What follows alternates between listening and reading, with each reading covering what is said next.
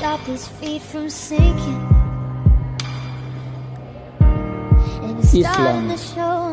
dan kebangkitan negara-negara modern. Pada video kali ini kita akan membahas salah satu tema, yaitu Islam dan kebangkitan negara-negara modern. Apa sebenarnya kontribusi Islam bagi kebangkitan dan perkembangan negara-negara modern? Bagaimana sejarahnya? Apa saja pengaruhnya? Apa saja faktor-faktor pendukung yang membuat negara-negara modern itu dalam kebangkitan dan perkembangannya dipengaruhi oleh Islam? Serta bagaimana pula metode, langkah-langkah, cara atau proses Islam dan keterlibatannya terkait dengan kebangkitan negara-negara modern, terkhusus yang ada di negara-negara barat sana. Untuk lebih jelasnya, kita akan membahas pada video kali ini. Insya Allah yang akan kita bahas mulai dari awal hingga terakhir, bagaimana sejarah, proses, metode, langkah-langkah, cara, ataupun dampak serta pengaruhnya Islam bagi kebangkitan, perkembangan, atau kemajuan negara-negara modern.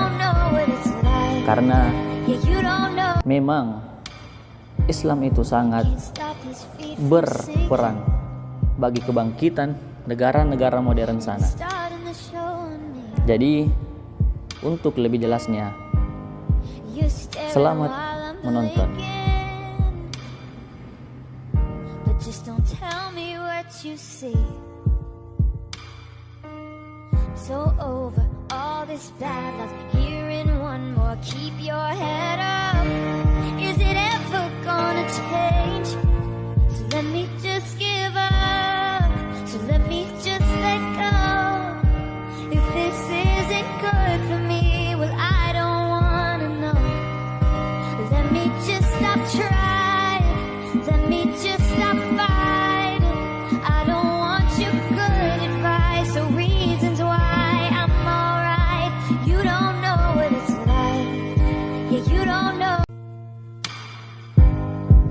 Stop these feet from sinking,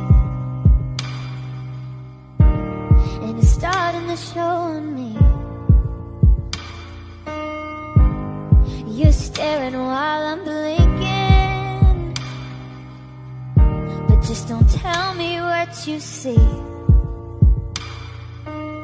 So over all this bad luck, hearing one more, keep your head up.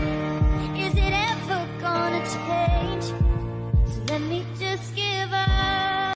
Bismillahirrahmanirrahim. Assalamualaikum warahmatullahi wabarakatuh. Waalaikumsalam warahmatullahi wabarakatuh. Jadi kita dari kelompok 2 mata kuliah Orientalisme, di sini kita akan membahas terkait dengan salah satu materi, yaitu Islam dan kebangkitan negara-negara modern. Nah, jadi di sini kita akan membahas apa sih kaitannya antara Islam dengan kebangkitan negara-negara modern yang ada pada saat ini. Bagaimana peran Islam dalam tumbuh berkembangnya di negara-negara modern tersebut. Nah, untuk membahas lebih lanjut mengenai materi tersebut, mungkin bisa saya persilahkan kepada teman-teman saya ini untuk kita membahas lebih detailnya mengenai materi tersebut. Jadi untuk membahas lebih lanjut mengenai materi yang akan kita diskusikan pada kesempatan kali ini, terlebih dahulu saya perkenalkan teman-teman saya. Di sini saya Kadri dan ada teman saya Azirul. Di samping sana ada saudara Tajeling dan saudari Rizka, dan terakhir adalah saudari Nabila. Nah, di antara teman-teman saya ini saya persilakan kepada siapa yang mau berbicara pertama terkait dengan materi diskusi kita pada kesempatan kali ini. Mungkin saudara Tajeling bisa. Baik, terima kasih. Baik, Baik, terima kasih sebelumnya atas kesempatan yang diberikan kepada saya terkait dengan apa materi Kak? Islam dan kebangkitan negara-negara modern. Islam dan kebangkitan negara-negara Iya. modern. Saya akan mencoba untuk melihatnya dari sudut pandang sejarah, bagaimana ilmu pengetahuan bisa berkembang di Barat pada saat ini dan di Timur mengalami stagnasi atau pemberhentian. Tidak ada kemudian buku yang dituangkan dalam sejarah bahwa awal mula ilmu pengetahuan itu dimulai dari mana? Apakah dari timur ataukah dari barat? Untuk mengantisipasi sirkulasi reasoning atau pemikiran berulang-ulang kayak timur, barat, timur, maka saya membatasi pemikiran itu. Saya mulai dari kategorisasi di barat dari buku yang pernah saya baca. Dimitologisasi itu adalah pada saat di barat ada kepercayaan kepada sesuatu yang mitos-mitos. Artinya pada saat itu orang-orang percaya bahwa ada sesuatu yang lebih dari dirinya dan kepercayaan itu dialihkan kepada sesuatu kebendaan, semisal pohon, lautan, dan sungai yang mengalir dan sebagainya. Dia percaya bahwa di situ ada kekuatan yang nisbi, ada kekuatan yang sangat luar biasa yang melebihi kapasitasnya. Maka pada saat itu kepercayaan orang-orang yang kolot dalam pemikiran percaya bahwa tempat-tempat yang kemudian seperti itu sakral dan harus kita menyembahinya meskipun benda-benda tersebut hasil buatan tangannya. Jadi di sini semacam kayak masih mempercayai kepada hal-hal gaib, hal-hal mistis seperti itu. Iya, dia percaya kepada sesuatu yang gaib, tapi bukan gaib semacam kita Islam ini. Ya. Artinya kita percaya bahwa ada satu disebut dengan Tuhan monoteisme, sedangkan dia tidak disebut dengan politeisme. Artinya kepercayaan kepada banyak sesuatu. Nah, itu yang berkembang di Yunani kuno, disebut dengan era demitologisasi. Setelah itu muncul para pakar disebut dengan kaum sofis yang mencoba untuk menggunakan akal untuk mengkritik hal-hal mitos tersebut. Dia mengkritik bahwa apakah betul ada sesuatu yang lebih dari diri manusia. Kalau ada, bentuk dan wujudnya seperti apa? Apakah bisa kemudian dinilai dari indera, rasa, warna, dan sebagainya? Sesuatu disebut sebagai nirbatas ketika dia mampu dimaterikan, ketika mampu diraba dan sebagainya, diindrai. Nah, itu yang kemudian orang sofis percaya bahwa saya akan percaya kepada sesuatu yang lebih dari diri saya ketika dia hadir dalam sebuah wujud. Nah, beda dengan era demitologisasi bahwa dia percaya terhadap sesuatu tetapi sesuatu itu dalam bentuk gaib. Oh, jadi bisa dikatakan di sini bahwa sofis ini muncul sebagai reaksi terhadap mitologisasi yang tadi tersebut. Iya, betul. Di situ awal mula seiring perkembangan ilmu pengetahuan, maka terbentuklah yang disebut dengan polis-polis.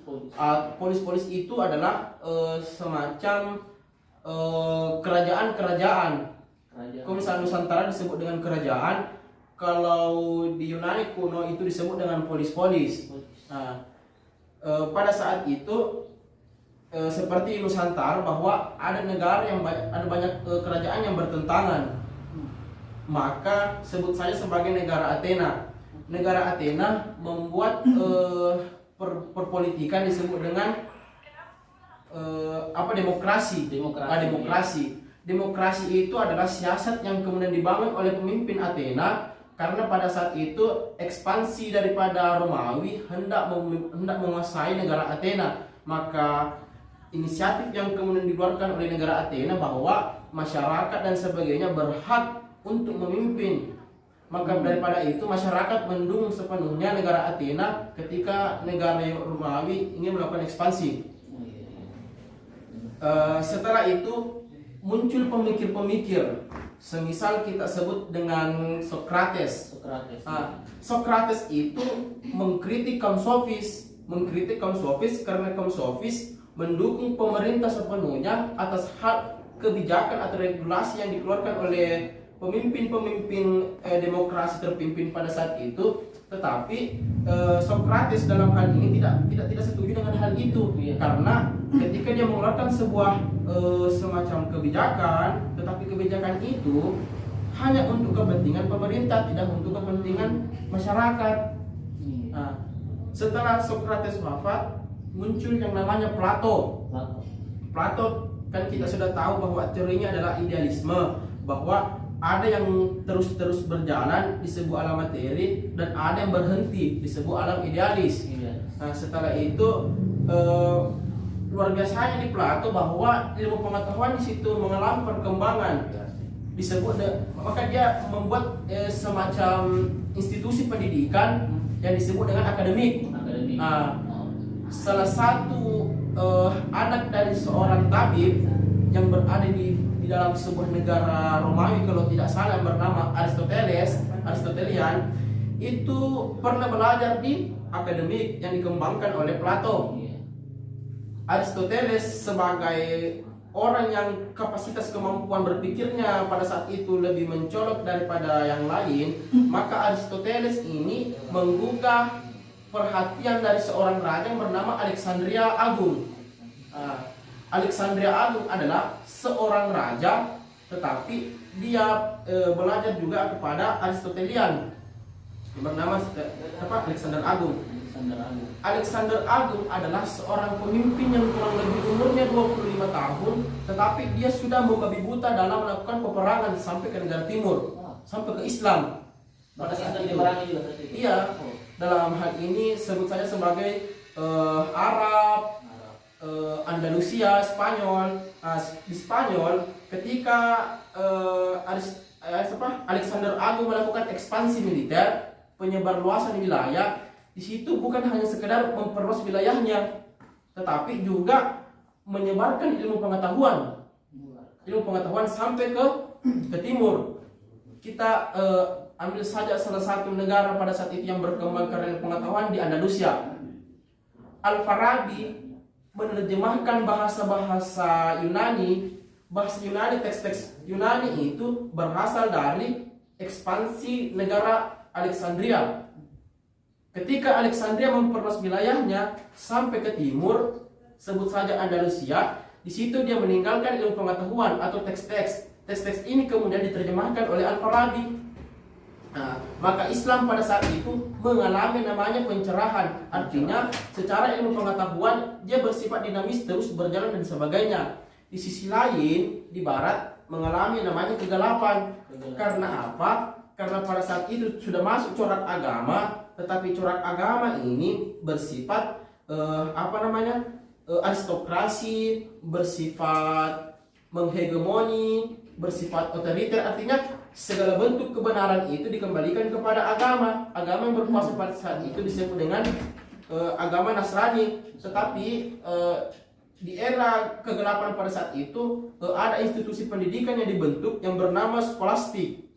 Skolastik itu adalah institusi pendidikan atau seseorang bisa belajar di situ, tetapi kebenaran yang kemudian yang berkembang pada institusi pendidikan itu, sebut saja skolastik, itu dikembalikan lagi kepada kaum gerejawan. Semisal ada salah satu tokoh yang mengatakan bahwa bumilah yang menjadi pusat tata surya, tetapi ketika hal tersebut disampaikan kepada kaum gerejawan, maka dia mengalami yang disebut dengan inkuisi.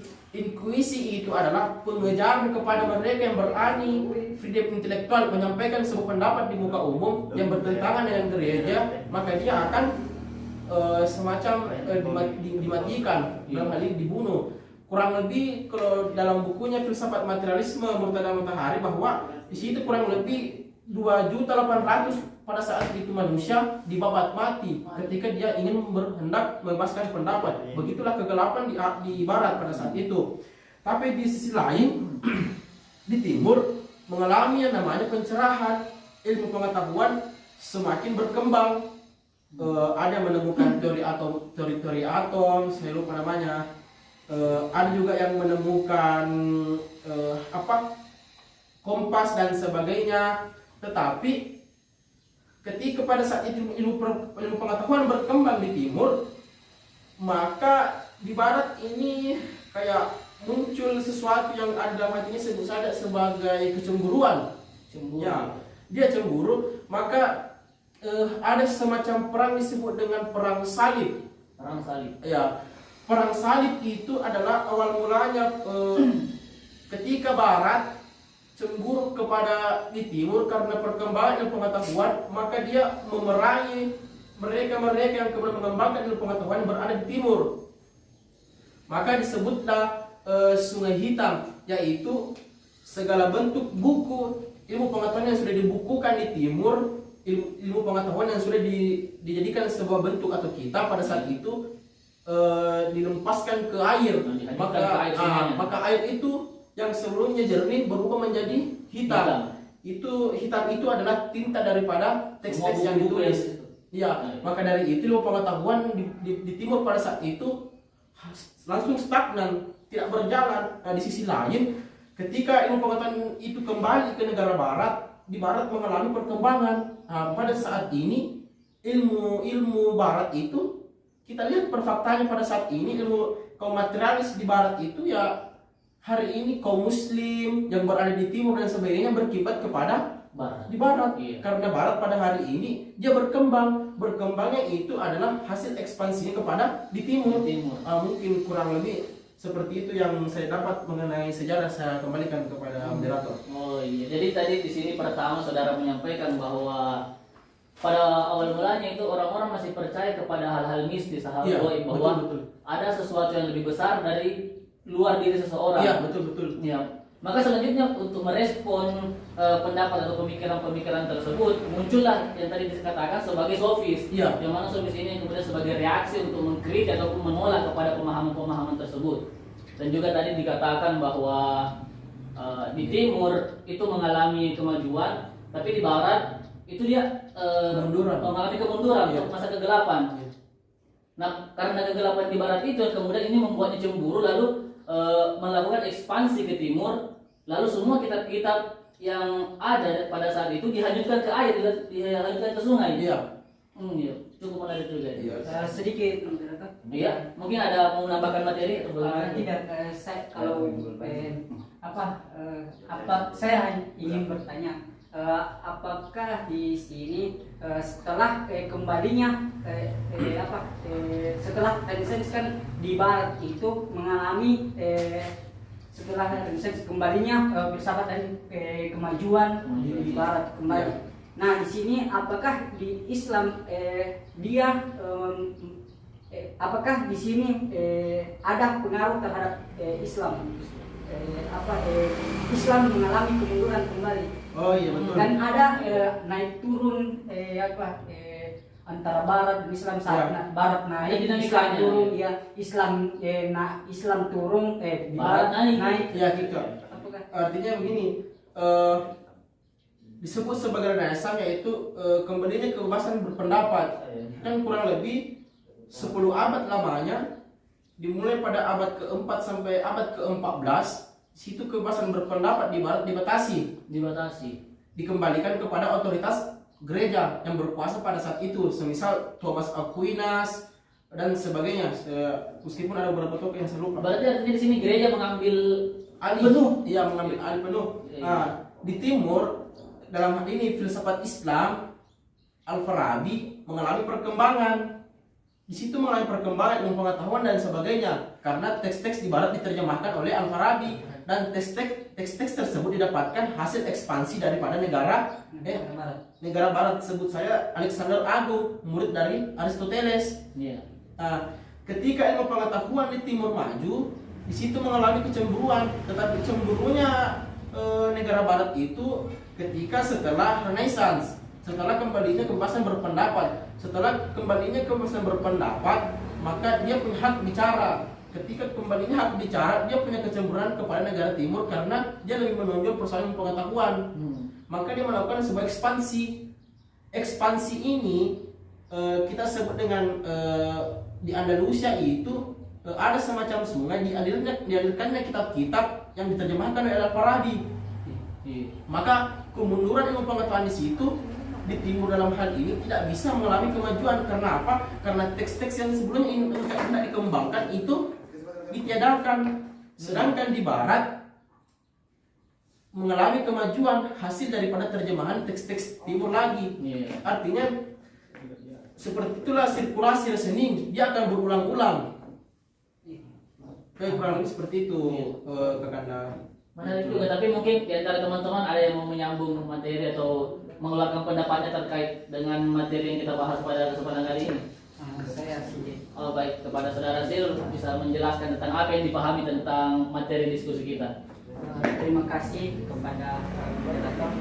Saya akan melanjutkan sekiranya pembahasan dari saudara Tajani. Terima kasih kepada moderator yang telah memberikan kesempatan kepada saya sendiri. Di sini saya akan melanjutkan sekiranya pembahasan dari saudara Tajani. Dan juga terima kasih kepada teman-teman yang telah mempercayakan poin kepada saya, yaitu mazhab pemikiran negara pada negara. Jadi kita di sini akan membahas tentang mazhab dari negara-negara modern tersebut, mazhab pemikirannya. Sebelum masuk kepada pembahasan, ada beberapa yang perlu saya sampaikan. Yang perlu kita ketahui, yang pertama, apa sih yang dimaksud di sini dengan kata mazhab? Yang saya maksudkan di sini mazhab adalah orientasi atau kecenderungan pertama para filsuf tentang wujud atau pengetahuan. Karena itu di sini saya tidak bermaksud untuk mengkaji ataupun menjelaskan mazhab seorang filsuf dari berbagai seginya sebagai sebuah rangkaian pemikiran khas filsuf tersebut. Namun yang saya maksudkan pemikiran filsuf di sini yaitu mengenai kecenderungannya dan tren umum dari filsuf tersebut. Dan yang kedua yang ingin saya sampaikan yaitu mengenai kata modern di sini. Apa yang saya tangkap di sini sebenarnya ada dua. Yang pertama itu apakah yang dimaksud dengan negara modern di sini ialah negara yang adanya suatu intuisi, landasan hukum, adanya pejabat negara, dan kemudian kemajuan teknologi, atau yang berarti kita berbicara tentang ekonomi politik, ekonomi perkembangan atau tentang mengenai ekonomi. Itu kalau misalnya kita yang pendapat pertama saya, ataukah yang dimaksud dengan negara modern di sini adalah abad setelah pertengahan, seperti yang dikatakan saudara Tejerin tadi, yaitu abad kembalinya kita dapat berpikir filsafat.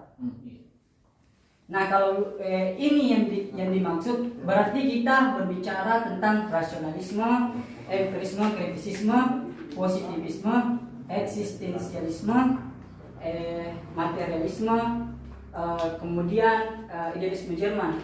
Namun yang akan saya bahas kalau misalnya ini yang menjadi pembahasan di sini ada 4, yaitu rasionalisme, empirisme, positivisme, dan kritisisme.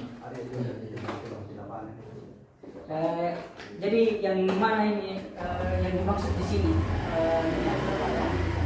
Yang dimaksud dengan negara modern, apakah yang dimaksud di sini negara modernnya, yaitu setelah abad pertengahan, yaitu masa modern, atau yang tadi yang seperti saya katakan bahwa yang berlandaskan tata negara, tatanan intuisi, adanya pejabat negara, kemudian kemajuan teknologi. Bisa yang pertama saja tadi. Yang pertama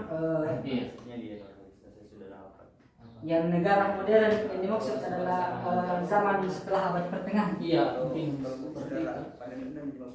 Ya, baik. Karena kita menyepakati bahwasanya negara modern yang dimaksud adalah zaman setelah abad pertengahan, dengan kata lain masa modern.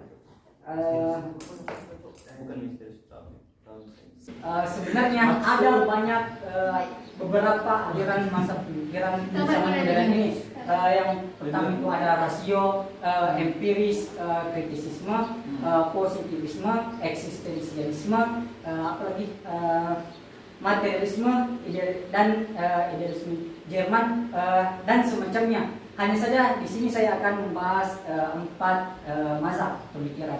Yang pertama ada rasionalisme, empirisme, kritisisme, positivisme. Yang pertama itu masa rasionalisme. Bagi aliran masa filsafat ini berpandangan bahwa pengetahuan itu diperoleh dari rasio akal, kesadaran, bukan berasal dari kenyataan material di luar diri sendiri. Jadi kenyataan-kenyataan material itu tidak memberikan sumbangan kepada pengetahuan. Yang memberikan atau yang memegang kendali pengetahuan yaitu rasio. 3 tokoh yang paling terkenal atau yang paling berpengaruh menurut saya di sini ada Plato. Plato sebagai filsafat sebagai perwakilan filsafat Yunani klasik. Kemudian ada René Descartes dan Leibniz untuk masa modern. Plato di sini adalah seorang filsuf dan matematikawan Yunani, secara spesifik dari Athena.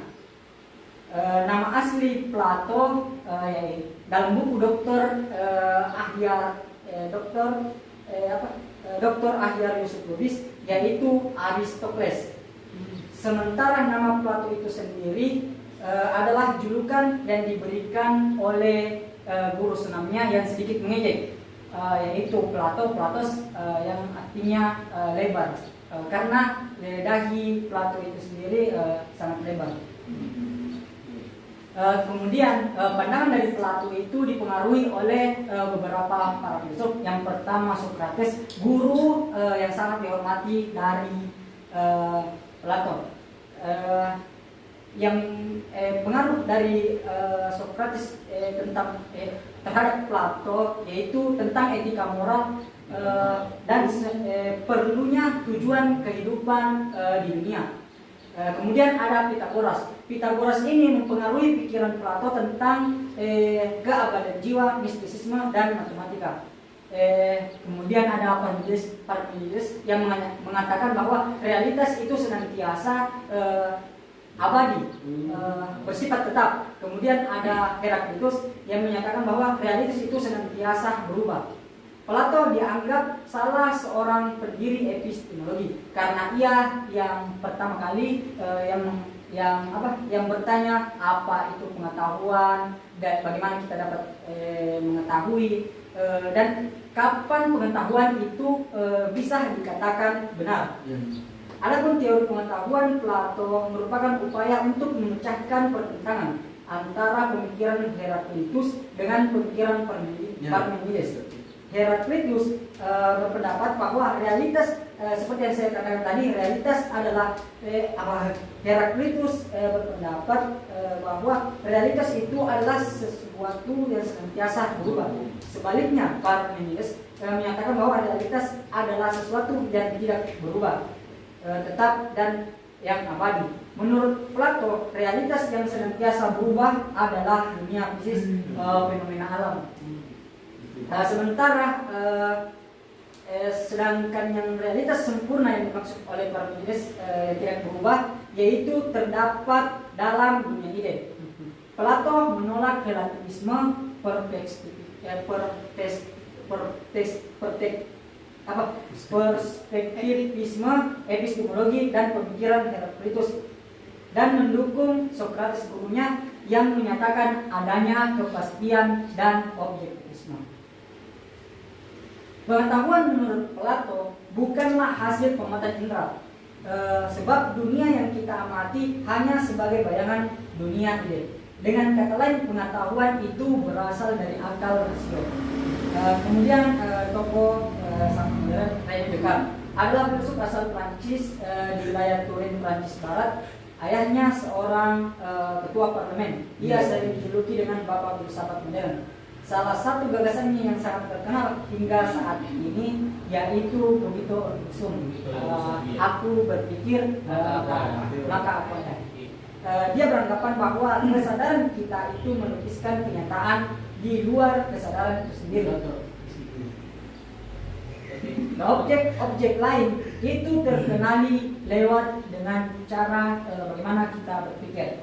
Artinya apa? Subjek ini dipandang sebagai fondasi pengetahuan. Descartes mempelajari ilmu pengetahuan, teologi dan filsafat dengan dua kecenderungan. Yang pertama itu idealisme dari Platonian, kemudian realisme Aristotelian. Kemudian adapun tokoh-tokoh rasionalisme setidaknya yaitu Plato, Descartes, Leibniz, Spinoza, Hegel dan Blaise Pascal. Kemudian masa empirisme, yaitu doktrin atau pandangan yang menyatakan bahwa semua pengetahuan itu berasal daripada pengalaman indrawi kita. Dalam pandangan kaum empiris, rasio dengan sendirinya tidak dapat memberikan pengetahuan tentang realitas. Kalau rasionalisme dikatakan sebagai a priori, maka di sini empirisme dikatakan sebagai a posteriori. A posteriori itu berdasarkan kepada pandangan indrawi. Ada beberapa tokoh empirisme, diantaranya Aristoteles yang mewakili aliran klasik, dan 4 lainnya yakni Thomas Hobbes, John Locke, John Berkeley, dan David Hume sebagai perwakilan masa modern asal Inggris. Filsuf pertama yaitu Aristoteles adalah seorang filsuf Yunani yang menjadi guru dari Iskandaria Agung dan murid dari Plato selama 20 tahun. Aristoteles membagi filsafat menjadi 4 persoalan, yaitu logika, fisik, metafisik, dan pengetahuan praktis. Dalam logika, Aristoteles menggunakan metode deduktif. Kemudian tokoh yang mewakili dari masa modern yaitu John Locke, dikenal sebagai peletak dasar episteme. Ia terpengaruh oleh pandangan keilmuan Newton dan filsafat Descartes. Setelah membaca tulisan Descartes, ia tertarik pada filsafat, tetapi justru mengambil jalan yang berbeda dengan mengkritik pandangan rasional dari Descartes. John Locke mengatakan ide-ide bawaan yang dipercayai kalangan rasional itu adalah anggapan yang tidak terbukti dalam kenyataan. Menurut John Locke, pengalaman-pengalaman kemudian yang membuat di kepala kita ada akal. Jadi orang lahir dalam keadaan kosong, atau dikenal dengan gagasannya John Locke ini yaitu tabula rasa, yang menjadi berwarna karena pengalaman itu sendiri.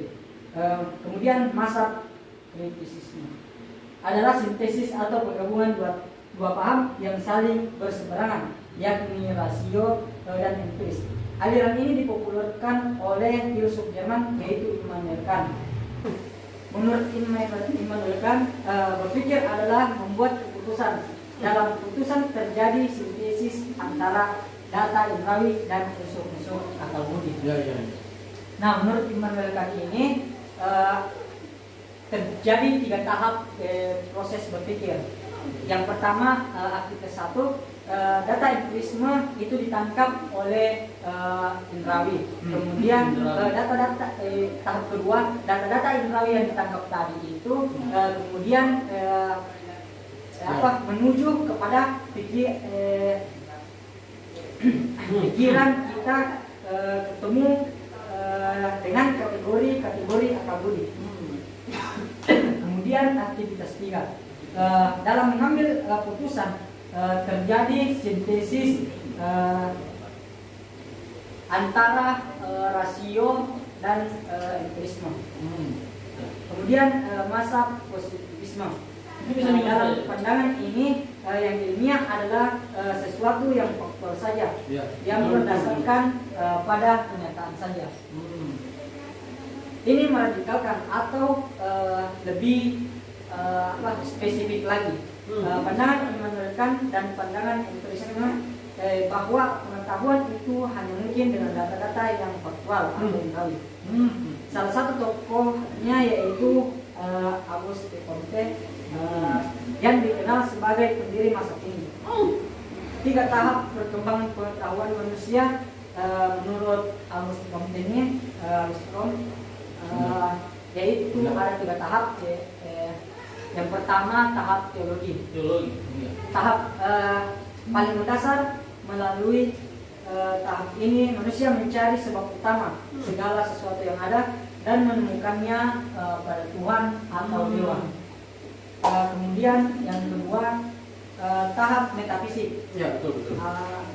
Mulai berubah pola pikir untuk menemukan dari mencari jawaban atas pertanyaan-pertanyaan mengenai gejala alam. Gejala alam. Tahap ini disebut dengan rasio tahap remaja. Kemudian yang ketiga terakhir tahap positif. Puncak dari pengetahuan manusia. Fakta yang diperoleh lewat observasi. Hal ini disebut dengan tahap dewasa. Mungkin sekiranya ini dari saya kembalikan. Jadi materi yang disampaikan oleh saudara Sirul ini saya rasa menarik sekali untuk kita bahas ya. Terkait tadi dibahas tentang mazhab-mazhab yang ada, pemikiran-pemikirannya seperti apa yang di negara-negara barat sana, negara-negara modern, dan juga telah dipaparkan tadi tokoh-tokohnya serta bagaimana pemikirannya terhadap negara-negara modern di barat sana. Tapi saya rasa di sini kita masih perlu menjelaskan lebih detail lagi terkait materi kita pada kesempatan kali ini. Iya, betul. Jadi saya pikir sini mungkin ada yang bisa melanjutkan lagi lah untuk pembahasan kita di sini. Mungkin kita alihkan kepada Mungkin bisa saudari Nabila untuk melanjutkan materi kita supaya penonton bisa lebih memahami terkait materi yang kita bahas. Yang kita diskusikan pada kesempatan kali ini. Ya, jadi saya akan melanjutkan pembahasan yang telah dipaparkan oleh teman saya Azirul. Di sini saya akan membahas tentang Eropa dan sentuhan peradaban Islam. Eropa dan sentuhan peradaban Islam. Dari artikel yang saya baca itu melalui interaksinya dengan dunia Islam, Eropa itu menyadari keterbelakangan dan ketertinggalan mereka. Interaksi tersebut menyebabkan adanya sentuhan peradaban Islam terhadap Eropa itu sendiri. Oh, jadi sudah mulai ada sentuhan antara Islam dengan negara barat. Iya. Jadi proses persentuhan itu terjadi melalui konflik-konflik bersenjata seperti dalam perang salib maupun melalui cara-cara damai seperti di Andalusia. Iya. Bagaimanapun juga dalam bidang peradaban materi Eropa tuh banyak berhutang budi terhadap perang salib. Perang ini telah membawa kaum Kristen ke dalam kontak langsung dengan orang-orang Muslim. Orang-orang Muslim di tanah Islam itu sendiri. Orang-orang Kristen itu mendapati bahwa di Lepan banyak tidak dikenal di Barat. Oleh karena itu kita terjadi gencatan senjata seperti memanfaatkan kesempatan ini untuk mempelajari teknik-teknik baru di bidang pertanian, industri dan kerajinan serta melakukan hubungan perdagangan dengan orang-orang Muslim seperti di Bangmate pada tahun 2000. Jadi itu tidak sedikit di antara orang-orang Kristen ini yang ikut perang salib. Ada juga saudagar yang berpendapat bahwa perang ini merupakan kesempatan untuk mengadakan hubungan dagang baru. Lama-kelamaan tuh perang salib menyesuaikan diri dengan usaha politik, perdagangan bandar-bandar seperti di Italia, terutama Venezia. Selain di Venezia tuh kota-kota perdagangan di Italia Utara, Jerman Selatan, Belanda dan juga mulai berkembang akibat perang salib seperti di Romain pada tahun 1956.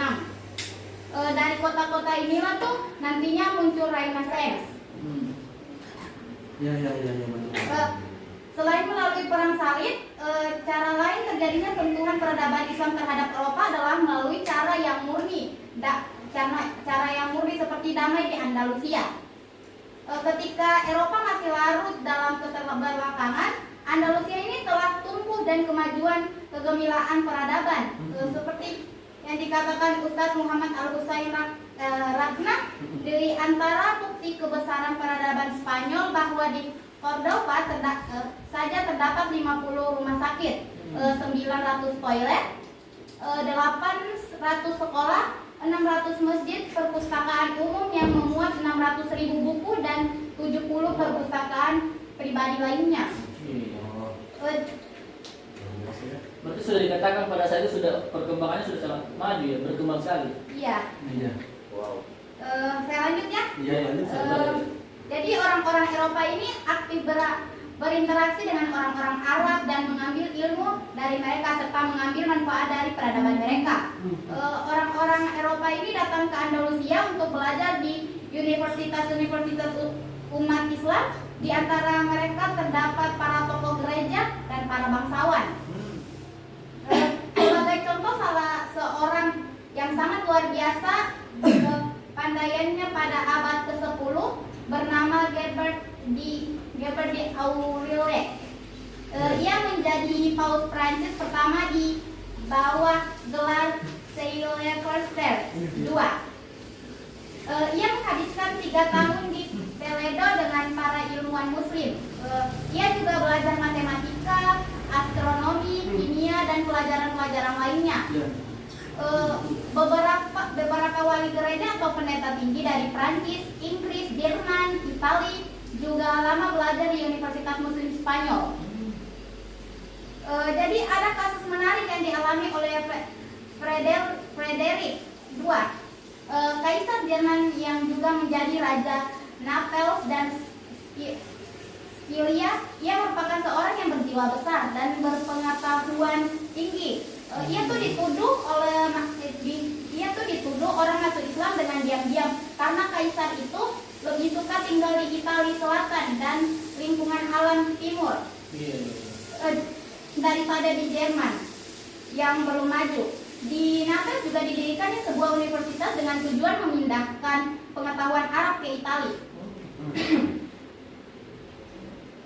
Selain Frederick II, raja bangsa Eropa ini juga lainnya yang menaruh minat sangat besar terhadap kemajuan ilmu pengetahuan kaum muslim. Dengan George III, Raja Inggris, dengan resmi ia menulis surat kepada Hisam III, Khalifah kaum muslim di Andalusia, agar diizinkan mengirimkan delegasinya untuk belajar di sekolah umat Islam Andalusia. Jadi mau mengirimkan delegasi untuk belajar ke sana.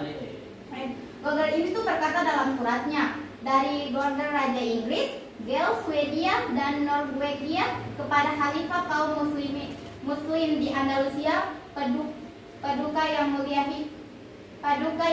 Hisham, dengan hormat. Jadi isi suratnya tuh, Paduka yang mulia, kami telah mendengar kemajuan yang dicapai oleh sekolah-sekolah ilmu pengetahuan Paduka dan sekolah-sekolah industri di negara Paduka. Oleh karena itu, kami bermaksud mengirim putra-putra terbaik kami untuk menimba ilmu tersebut di negara Paduka yang mulia. Ini sebagai langkah awal yang meniru Paduka yang mulai dalam menyebarkan ilmu pengetahuan di wilayah negara kami yang dikelilingi kebodohan dari 4 penjuru. Di situ juga kami tunjuk Dubaret ilmu putri saudara kami sebagai kepala delegasi wanita Inggris untuk memetik bunga agar ia dan teman-teman delegasi bisa sehebat Paduka. Jadi bukan cuma cowok, tapi cewek juga dikirim untuk belajar ke sana. Iya. Hamba titip ini masih dalam suratnya. Hamba titipkan lewat raja kecil kami ini hadiah apa adanya untuk Paduka yang mulia, dan sudilah kiranya Paduka menerima dengan senang hati. Bertanda di bawah hamba Paduka yang patuh, George III. Jadi yang tadi itu adalah isi suratnya yang Iya, dari yang dituliskan oleh George III ini. Iya. Itulah. Masih ada tuh? Sudah? Iya, ada. Oh, masih ada ya? Iya, Mungkin bisa dilanjutkan lagi? Iya.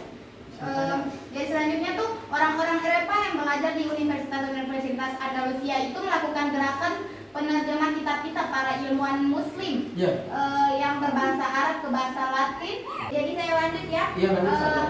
Orang-orang Eropa yang belajar di Universitas Andalusia itu melakukan gerakan-gerakan penerjemahan kitab-kitab para ilmuwan Muslim yang berbahasa Arab ke bahasa Latin, dan mulailah buku-buku tersebut diajarkan ke perguruan-perguruan tinggi di Barat.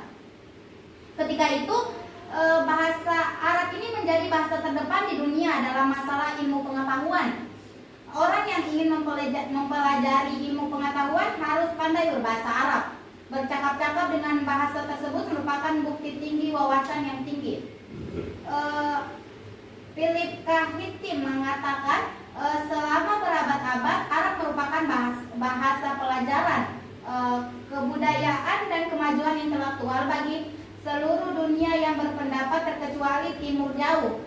Dari abad ke-9 hingga abad ke-11 sudah ada hasil karya di berbagai bidang, diantaranya filsafat, medis, sejarah, agama, astronomi, dan geografi. Banyak tertulis dalam bahasa Arab daripada bahasa lainnya. Dan pada abad ke-12 diterjemahkan kitab Al-Qanon karya Ibnu Sina mengenai kedokteran. Pada akhir abad ke-12 diterjemahkan pula kitab Al-Hawi karya Ar-Razi yang lebih luas dan lebih tebal daripada Al-Qanon. Kedua buku ini hingga pada abad ke-24 masih menjadi buku pegangan bagi pengajaran ilmu kedokteran di perguruan-perguruan tinggi di Eropa. Buku-buku filsafat bahkan terus berlangsung penerjemahannya lebih banyak daripada itu. Bangsa Barat belum pernah mengenal filsafat Yunani kuno kecuali melalui karangan dan keterjemahan para ilmuwan Muslim. Tercatat tuh di antara nama-nama para penerjemah Eropa adalah Gerard atau Cremona yang menerjemahkan fisika Aristoteles dari teks bahasa Arab. Terus ada juga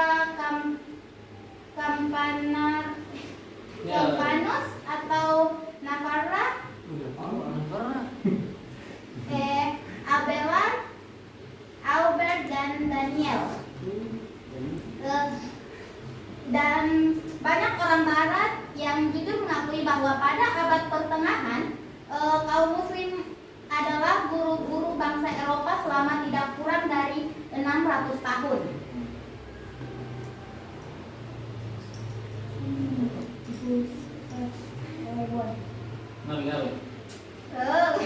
Gustav Le Bon ini mengatakan bahwa terjemah buku-buku bangsa Arab, terutama buku-buku keilmuan, hampir menjadi sumber satu-satunya bagi pengajar di banyak perguruan tinggi Eropa selama 5 atau 6 abad.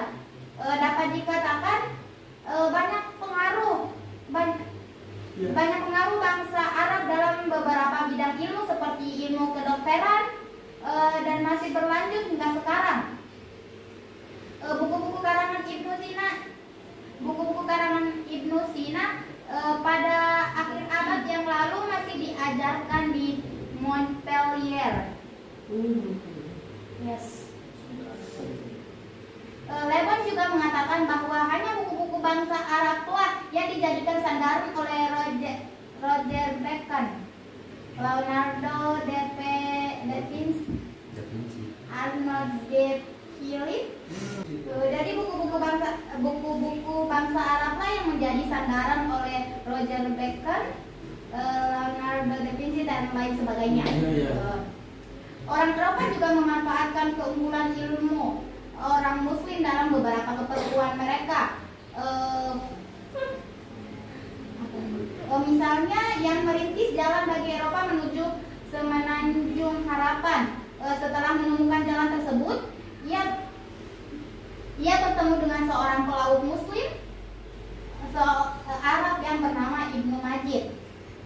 Maka Ibnu Majid ini memperlihatkan kepadanya beberapa alat untuk mengarungi laut yang dimilikinya seperti kompas dan sejenisnya. Lalu Ibnu Majid juga meninggalkan Vasco da Gama. Ya, sebentar kemudian ia masuk ke ruangannya dan kembali menemui Vasco da Gama bersama alat-alat yang membuatnya terkagum-kagum. Selanjutnya juga Vasco da Gama menawarkan kepada Ibnu Majid agar menjadi guide dan menuju gugusan Pulau India Timur. Mungkin itu saja yang dapat saya sampaikan dari materi yang disampaikan oleh saudari Nadia ini saya rasa sangat membuka sekali wawasan kita, karena sudah menyambung pertama tadi dari saudara Tajering, kemudian ada Azirul, kemudian dilanjutkan lagi oleh saudara Nabila. Saya rasa ini sudah sangat bagus sekali. Mungkin masih ada tambahan dari saudari Rizka atau teman-teman sekalian seperti apa?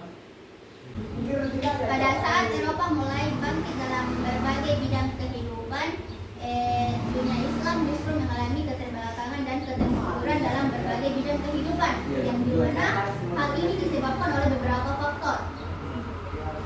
Selain karena penjajahan yang mencengkeram dunia Islam, umat Islam juga dilanda perpecahan sengit antar mazhab, serta diperparah lagi dengan munculnya beberapa sekte atau aliran yang menyimpang dari ajaran agama Islam. Pada saat itu yang dimana pada saat itu umat Islam dipimpin oleh Turki yang dimana memegang cangkuk kekhalifaan. Adapun bukti tentang keterbelakangan umat Islam pada masa itu ialah interaksi tersebut menyebabkan adanya sentuhan peradaban Islam terhadap mereka. Proses sentuhan tersebut terjadi karena adanya suatu konflik, yaitu Perang Salib. Selanjutnya mengenai pengaruh kebangkitan Islam terhadap dunia Eropa. Pada saat Eropa mulai bangkit dan melaju dengan pesat dalam berbagai bidang kehidupan, umat Islam justru mengalami kemunduran dalam berbagai bidang kehidupan. Selain karena penjajahan yang mencengkeram dunia Islam, umat Islam juga dilanda dengan perpecahan sengit antar mazhab, serta diperparah lagi dengan munculnya berbagai sekte dan aliran yang menyimpang dari ajaran agama Islam. Pada saat itu umat Islam ini dipimpin pada saat itu umat Islam ini sedang dalam pimpinan Turki, yang dimana Turki memegang cangkuk kekhalifahan.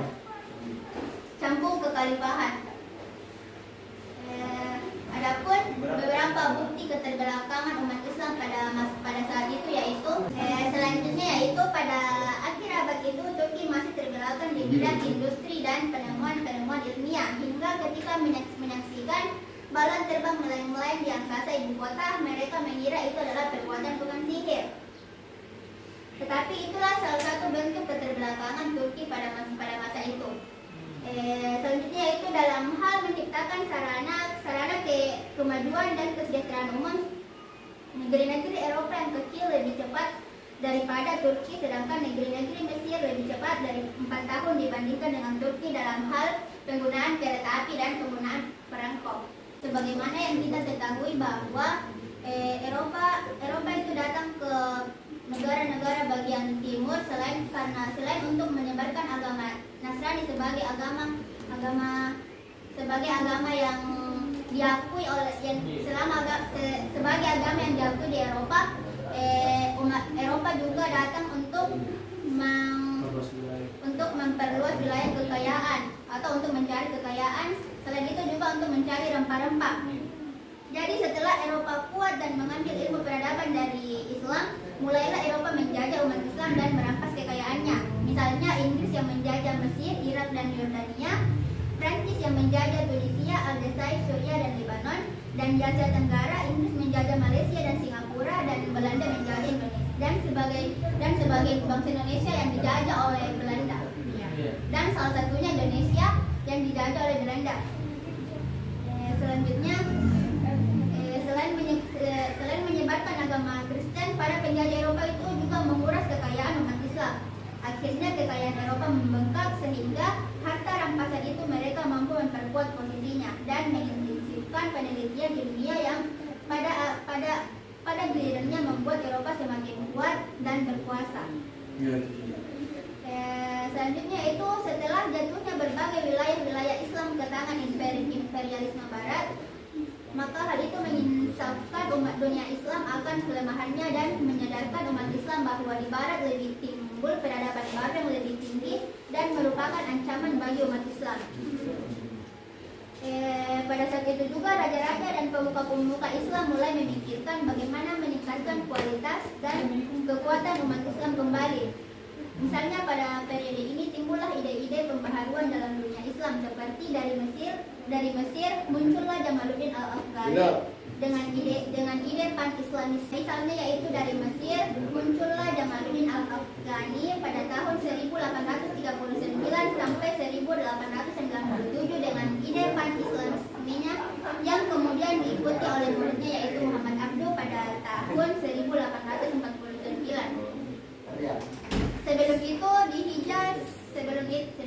Sebelum itu di Hijaz Arabia telah muncul gerakan pembaharuan yang dipelopori oleh Muhammad bin Abdul Wahab pada tahun 1703 sampai 1787.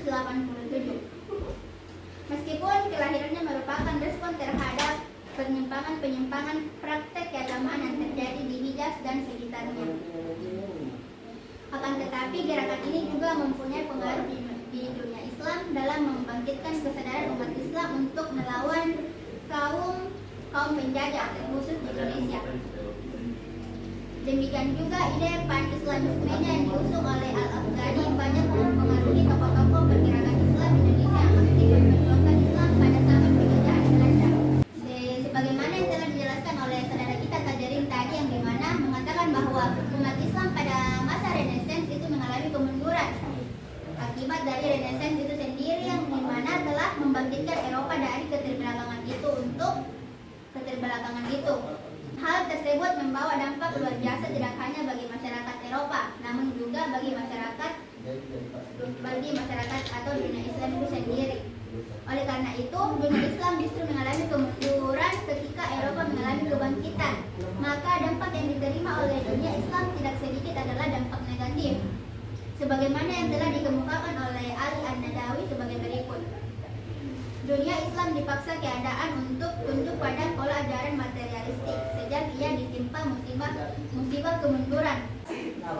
Selanjutnya yaitu dampak negatif dari Renaissance ini diungkapkan oleh salah satu ahli atau pakar yang bernama Abdul Hasan Ali An-Nadawi sebagai berikut. Dunia Islam dipaksa keadaan untuk tunduk pada pola ajaran materialistik sejak ia ditimpa musibah kemunduran ilmiah dan ketumbuhan berpikir dan tidak menemukan jalan lain kecuali ke dalam pelukan Eropa dan menerima pola ajaran ini dengan segala akses negatifnya. Dan itulah pola berpikir yang merajai seluruh kawasan dunia Islam dewasa ini. Selain itu, dampak yang pasti dari pola ini adalah pergumulan antara kepribadian Islam dan kepribadian Eropa. Jika ini belum tercampak dari hati pemuda Islam dan kepribadian baru, antara ajaran moralitas Islam dan ajaran moralitas Eropa, antara kriteria Islam dan sistem nilai lama dan baru.